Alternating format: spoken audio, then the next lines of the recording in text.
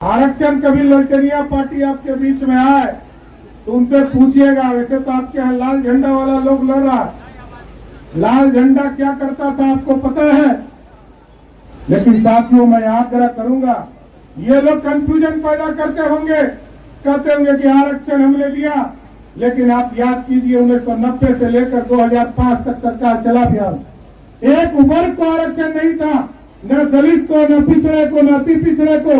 लेकिन जब बिहार में गिरिराज जी मंत्री हुआ करते थे 2005 में, नीतीश कुमार जी और सुशील मोदी की नेतृत्व था बिहार में, तो बिहार में पहली बार अति पिछड़े और दलित को आरक्षण पंचायती राज और नगर निकाय में देने वाली सरकार एनडीए की सरकार थी। 55 लाख, उसमें से 55 लाख गरीबों को पक्का मकान इसी बिहार की धरती के लोगों को देने का काम किया। और देश के यशस्वी प्रधानमंत्री जी ने घोषणा किया है कि 3 करोड़ परिवार को पक्का मकान देंगे। इस बार 2025 का चुनाव आने वाला है और एनडीए की सरकार यहाँ है, गिरिराज जी फिर मंत्री होंगे। हम यही आग्रह करेंगे कि बिहार के एक एक गरीब को जो पक्का मकान छूट गया है उसको एक एक लोगों को चिन्हित करके 2025 के चुनाव के पहले सभी को स्वीकृत करने का काम कीजिएगा। लेकिन अब प्रधानमंत्री जी ने इस बार घोषणा किया है, पहले तो 10 लाख उजाला योजना के माध्यम से गरीबों को उजाला योजना के माध्यम से गैस कनेक्शन देने का काम किया है। लेकिन इस बार प्रधानमंत्री जी ने कहा है अगले 5 साल के लिए आप सत्ता दो, एक एक घर तक गैस कनेक्शन, जिस तरह पानी का कनेक्शन है उसी तरह गैस, कि पूरे देश में जितने गरीब हैं उनको हम सोलर युक्त बिजली देंगे। बिजली बिल पैदा ही नहीं लेगा, जीरो बिजली बिल पैदा होगा। एक रिजर्वेशन जातीय सर्वे का काम हमने कराया। यहाँ बैठे हैं विजय सिन्हा जी, विधानसभा के अध्यक्ष हुआ करते थे और हम लोग सरकार में मंत्री थे, तारकिशोर जी उप मुख्यमंत्री थे, नीतीश कुमार जी की सरकार थी। 2022 के 20 जून को हम लोगों ने फैसला लिया कि बिहार में जातीय सर्वे होगा और देश में फिर से मोदी सरकार स्थापित हो। साथियों, इसकी चिंता हम लोगों को करनी है। और आदरणीय प्रधानमंत्री नरेंद्र मोदी जी के नेतृत्व में, बिहार के लोकप्रिय मुख्यमंत्री नीतीश कुमार जी के नेतृत्व में और आदरणीय गिरिराज सिंह जी के नेतृत्व में लगातार भारत को श्रेष्ठ बनाने का काम किया जा रहा है। और साथियों, पहले लगभग 4 करोड़ से अधिक लोगों को पक्के मकान देने का काम किया और गिरिराज जी यहाँ बैठे हैं, लगभग 55 लाख, उसमें से 55 लाख गरीबों को पक्का मकान इसी बिहार की धरती के लोगों को देने का काम किया। और गिरिराज जी को जरूर आग्रह करूंगा, इस बार भी देश के यशस्वी प्रधानमंत्री जी ने घोषणा किया है कि 3 करोड़ परिवार को पक्का मकान देंगे। इस बार 2025 का चुनाव आने वाला है और एनडीए की सरकार यहाँ है, गिरिराज जी फिर मंत्री होंगे।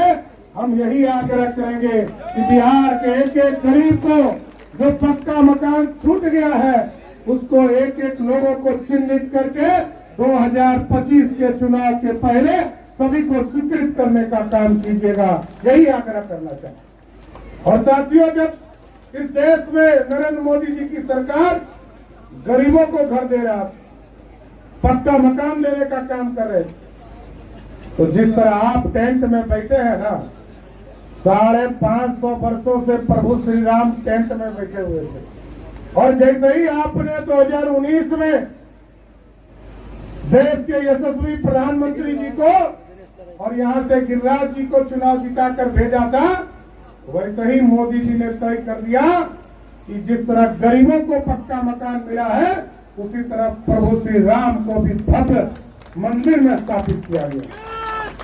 बोलिए सियावर रामचंद्र की, सियावर रामचंद्र की। तो साथियों, देश में अब प्रधानमंत्री जी ने तय किया है विकसित भारत बनाना है।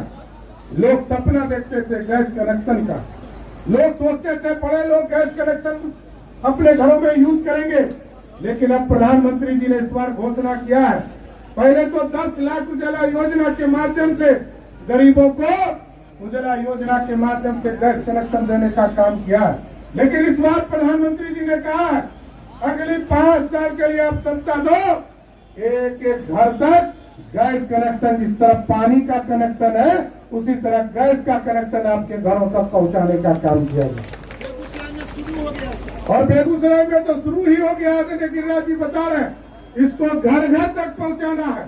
शुरुआत हुआ है 2025 के चुनाव, 29 के चुनाव के पहले गिरिराज जी और नरेंद्र मोदी के नेतृत्व में आपके घर घर तक पानी के तरह गैस पहुंचाने का काम किया। और लोग कहते हैं बिजली माफ कर देंगे। कुछ पार्टियों का घोषणा पत्र हमने देखा, कहा 200 यूनिट का बिजली माफ कर देंगे, लेकिन मोदी जी तो और आगे हैं। मोदी जी ने इस बार तय किया है कि पूरे देश में जितने गरीब हैं उनको हम सोलर युक्त बिजली देंगे, बिजली बिल पैदा ही नहीं लेगा, 0 बिजली बिल पैदा होगा। इसलिए साथियों, मोदी जी जो विरोधी सोचते हैं उसके आगे सोचने का काम करते हैं। लेकिन साथियों, हमको सोचना पड़ेगा कि सामने के गठबंधन किस तरह के लोग हैं। लोग तो हम लोगों को भ्रमित करने का काम करते हैं। लोग कहते हैं कि रिजर्वेशन, जातीय सर्वे का काम हमने कराया। यहाँ बैठे हैं विजय सिन्हा जी, विधानसभा के अध्यक्ष हुआ करते थे, और हम लोग सरकार में मंत्री थे, तारकिशोर जी उप मुख्यमंत्री थे, नीतीश कुमार जी की सरकार थी। 2022 के 20 जून को हम लोगों ने फैसला लिया कि बिहार में जातीय सर्वे होगा, और पूरे प्रदेश में जातीय सर्वे का काम नीतीश कुमार जी के नेतृत्व में हुआ। साथियों, ये लोग कहेंगे आरक्षण, आरक्षण कभी ललटेनिया पार्टी आपके बीच में आए तो उनसे पूछिएगा। वैसे तो आपके यहाँ लाल झंडा वाला लोग लड़ रहा है, लाल झंडा क्या करता था आपको पता है। लेकिन साथियों, मैं आग्रह करूंगा, ये लोग कंफ्यूजन पैदा करते होंगे, कहते होंगे कि आरक्षण हमने दिया, लेकिन आप याद कीजिए 1990 से लेकर 2005 तक सरकार चला बिहार, एक वर्ग को आरक्षण नहीं था, न दलित को, न पिछड़े को, न अति पिछड़े को। लेकिन जब बिहार में गिरिराज जी मंत्री हुआ करते थे 2005 में, नीतीश कुमार जी और सुशील मोदी की नेतृत्व था बिहार में, तो बिहार में पहली बार अति पिछड़े और दलित को आरक्षण पंचायती राज और नगर निकाय में देने वाली सरकार एनडीए की सरकार थी। गरीब जो स्वर्ण समाज थे, जिनको 10% का आरक्षण भी देने का काम मोदी सरकार ने किया।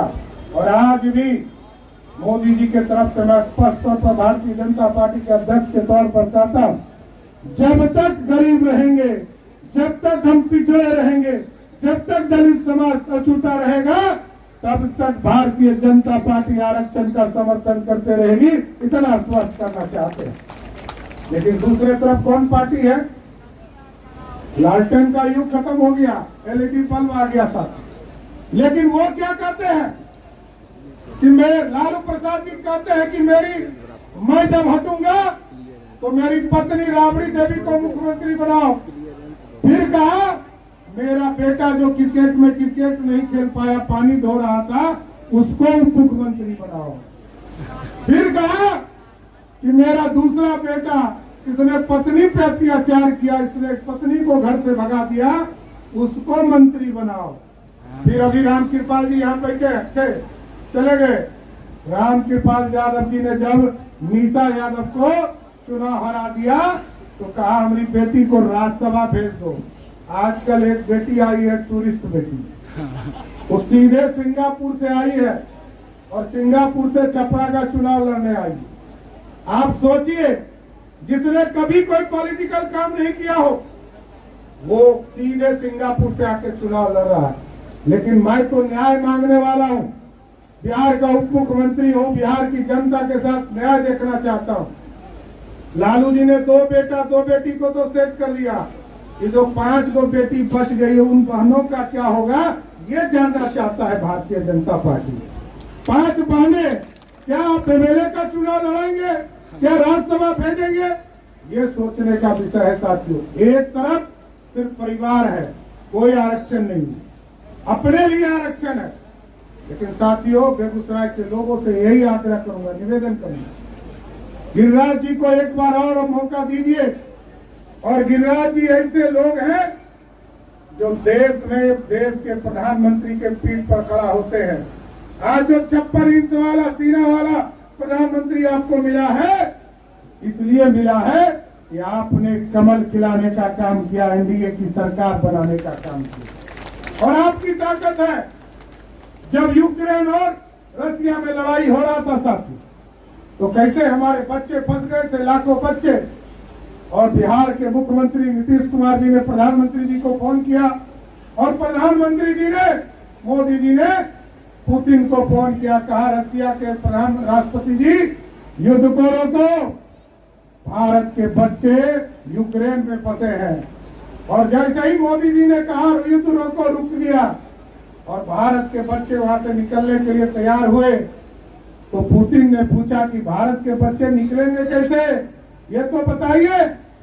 तो कहा कि जिसके हाथ में तिरंगा होगा समझना वही भारतीय होगा।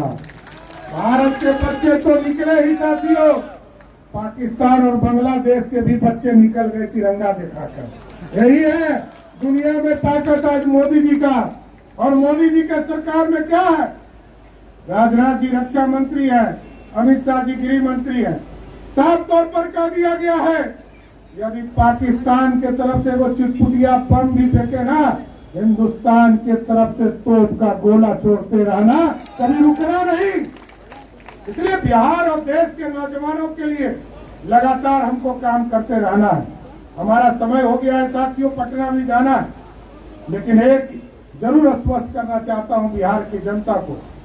2020 में आपने सरकार एनडीए की बनाई, 2005 में एनडीए की सरकार बनाई और लालू प्रसाद जी 1990 से लेकर 2005 तक बिहार के मुख्यमंत्री रहे। 1 लाख लोगों को भी नौकरी नहीं दिया। आदरणीय नीतीश कुमार जी, सुशील मोदी जी के नेतृत्व में जब बिहार में सरकार थी तो 7.5 लाख लोगों को नौकरी दिया। और 2020 से लेकर 2025 तक के लिए भी आपने मैंडेट दिया है। आपको एकदम आश्वस्त करते हैं 2025 में जब कुंदन जी के लिए, राजकुमार सिंह जी के लिए, सुरेंद्र जी के लिए वोट मांगने आएंगे, जो 10 लाख वोट, 10 लाख नौकरी देना है, उस सपने को भी पूरा करने का काम करें। 94 लाख परिवार को भी हम लोग 2-2 लाख रुपया देने का काम करेंगे। गरीबों को जोड़ना है, गरीबों को उद्योग में, धंधों में जोड़ना है। और आप सोचिए, आज मोदी जी नहीं होते तो खाद का कारखाना चालू होता क्या? मोदी जी नहीं होते तो 50,000 करोड़ का योजना यहाँ आकर उन्होंने शिलान्यास उद्घाटन किया।